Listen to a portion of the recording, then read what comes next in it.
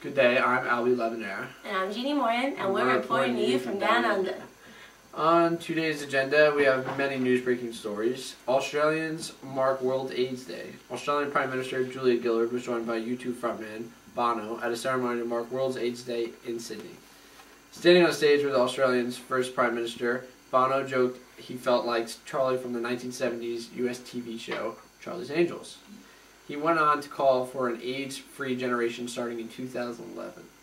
Gillard paid tribute to the Irish rocker and social activist and saying he has a message of hope for all AIDS sufferers. Well, AIDS isn't the only problem that should be promoted. A baby koala struggles for life in Jimna, Australia after being shot. The female joey was found Friday with 15 gunshot pellets lodged in his body and skull. The koala had emergency surgery, but veterinarians could only remove 3 of the pellets. It is believed the mother may have also been shot, but the body has not been found.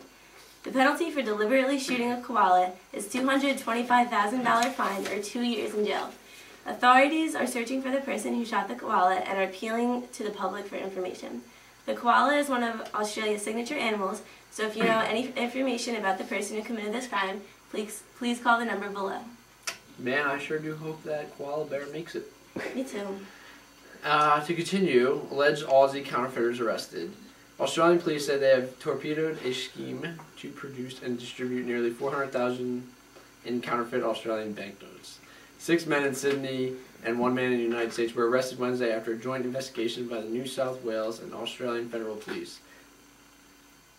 3 large printing presses and more than $850 counterfeit notes were seized in Sydney. In San Francisco, the Secret Service arrested a 36-year-old Australian national who allegedly was in possession of more than 900 counterfeit Australian notes. Commander David Stewart of the Australian Federal Police in Sydney told the Australian Broadcasting Corp the suspects were very sophisticated. It was quite technically savvy and they obviously had connections, he said. Australian currency is actually very difficult to counterfeit and is printed on a polymer base with clear windows embedded in the face of the notes. That's crazy. Enough with this. Now we have Brianna Callan with the culture and sports. Oh yeah.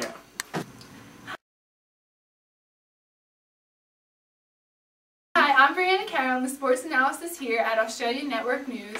Enough about those koalas and AIDS promotion. Here's what really matters. Australia would like to host the 2022 World Cup. Australia soccer midfielder Tim Cahill was the first Australian to score a goal in the World Cup finals and is now doing his level best to make sure his country hosts soccer's global showpiece for the first time in 2022. Cahill starred for Australia in the 2006 and 2010 World Cups. He has scored 21 goals for Australia in 46 appearances.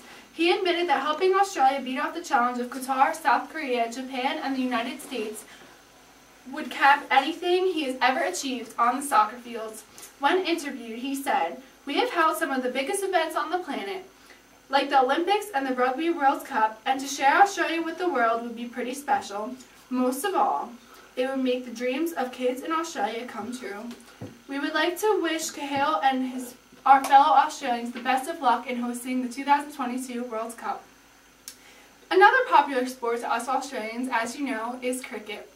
The start of international cricket at Adelaide Oval this summer also marks the start of a sickie season in South Australia as workers seek summer sun, fun, and to recover from the festivities. In the past few weeks, employment lawyers have recorded an increase in the number of employers pondering how to deal with employees they suspect will chuck sickies this summer.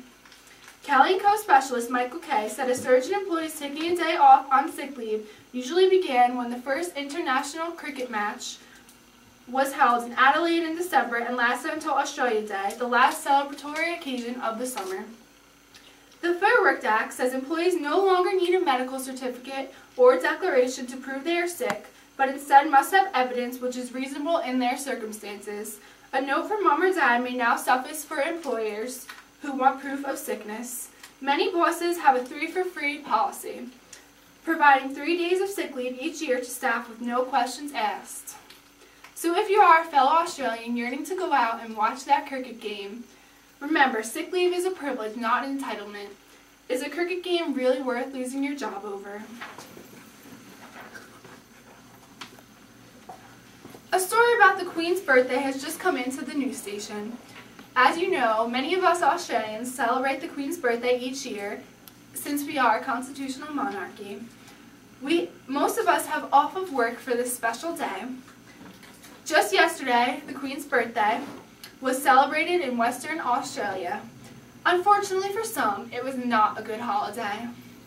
3 men and an elderly woman died, and a 13-year-old girl had a life-threatening injury. All deaths involved car and motorcycle accidents. The 13-year-old girl was knocked off her scooter by a car and was rushed to the hospital. She is in an induced coma. Any other info about these fatalities will be updated to our viewers as soon as possible. Now we'll go to Kelly Ferrer with the weather.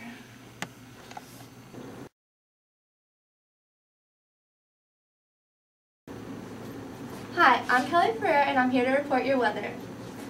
Flash flood warnings, Australia. It's obvious we've been experiencing some heavy rainfall lately. And I'm here to warn the residents in Sydney and nearby areas that we are at great risk of flash floods. In northeast Sydney, about 4 inches of rain has fallen, and in the south, about 2 inches. We've already gotten 150% of our monthly rainfall. This is the first flash flood warning issued, so we will update our viewers periodically.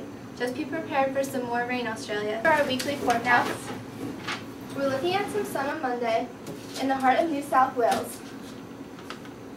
Specifically in Sydney, it should be a change from some of that rain.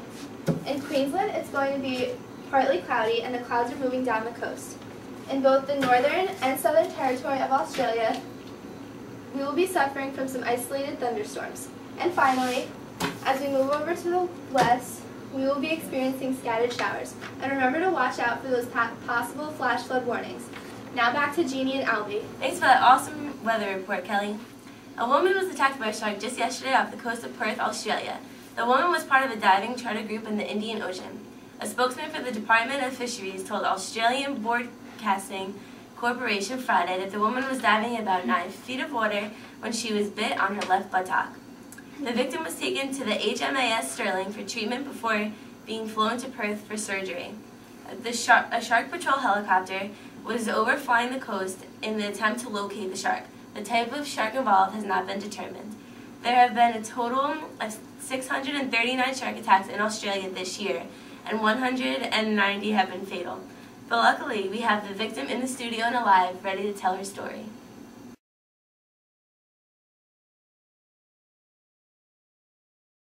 Hello. Wow, that's a serious injury. Yeah. All right. Well, what were your initial thoughts when you realized you were being attacked?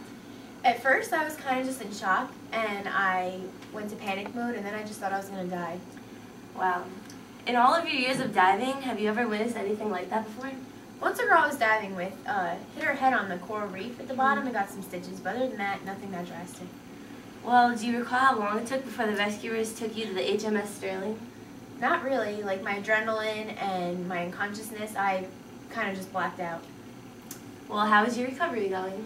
Pretty well. I have recovering with 82 stitches in my leg. And, well, you can't really see under my jeans, but I have torn ligaments, and I had to go through a skin graft surgery, and doctors see a few more surgeries in my future. That's crazy. Well, do you see yourself diving in the future again? It's going to be pretty scary, but I definitely can see myself not staying out of the water, so yeah. Very nice. Thank you for coming. Well, thank you for having me. You're welcome. And enough about sharks. Now we are going back to Albie. And that's all for today's Australia Network News. Ta-ta, see you around. Stay tuned for a review of new products from Aussie.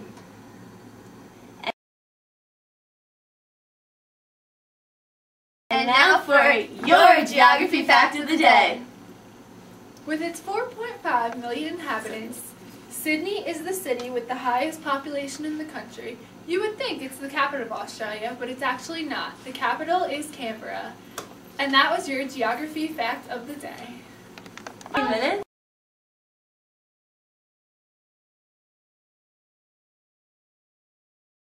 Biggest band ever! You can't change the YouTube frontman Bono. You know the YouTube frontman? You don't know Bono? No. No! You can't get rid of Bono! I You call the Brad! You can't get it Oh my god! You're retard, Al! Come on! I said said under, it's under. It doesn't matter. Oh my god. Good day, I'm Albie Lebanero, And I'm Jeannie Morton. and we're reporting to you from down under. You idiot! I'm like, why am I so bad? Albie, seriously. This isn't even my fucking project and I want to. Why are you yelling at me? How do I pause this bitch? Press the button again. Hi, Albie! I'm the heart of New South Wales, specifically in Sydney. It should be a change from some of that rain. In Queensland, it's going to be partly cloudy, and the clouds are moving down the coast. In both the Northern Territory of Australia and the South, we'll be suffering from some isolated thunderstorms. And finally, as we move over to the west, we will be experiencing scattered showers. And remember to keep a lookout. Oh my god. And that's all.